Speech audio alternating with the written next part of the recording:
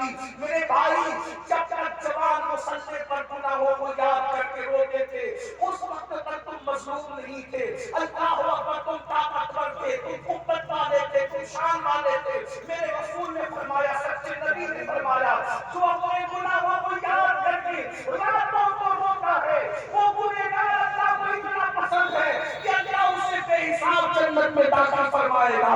جو گناہوں کو یاد کر کے روتا ہے اللہ اس کو بے حساب جنت میں داخل فرمائے گا. میرے بھائی کو ذرا غور کرو، قبر کے کیڑے اس جسم کو کھائیں گے.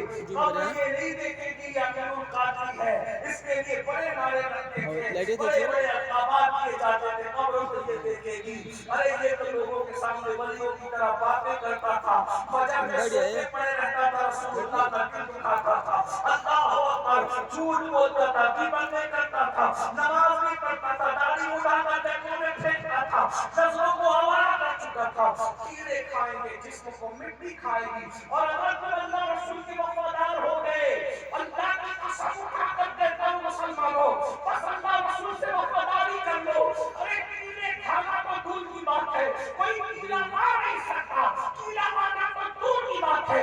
انشاءاللہ تمہارا کفن بھی میلا نہیں ہوگا، زمین میلی نہیں ہوگی، زمین میلا نہیں ہوگا، محمد کے غلاموں کا کفن میلا نہیں ہوگا.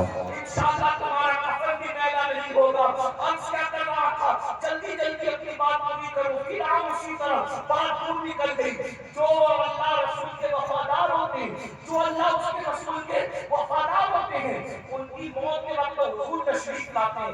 اگر چاہے حضور تشریف لاتے ہیں، ذرا تصور میں لائیے نا، ذرا غور کیجیے نا. اگر یہ جملہ میں صوفیاء کرام کے سامنے کسی خانقاہ میں کہتا، وہ اٹھ کر کے رقص کرتے کہ حضور موت کے وقت آتے ہیں، حضور موت کے وقت تشریف لاتے ہیں. آپ کو بتاؤں، ذرا تصور کیجیے، ذرا دھیان دیجیے. اور رسول اللہ کے وفاداروں کی موت کتنی پیاری ہوتی ہے، کتنی پیاری ہوتی ہے. حضور سرخانے موجود ہیں اور روح نکل رہی ہے، کیا مزہ آتا ہوگا.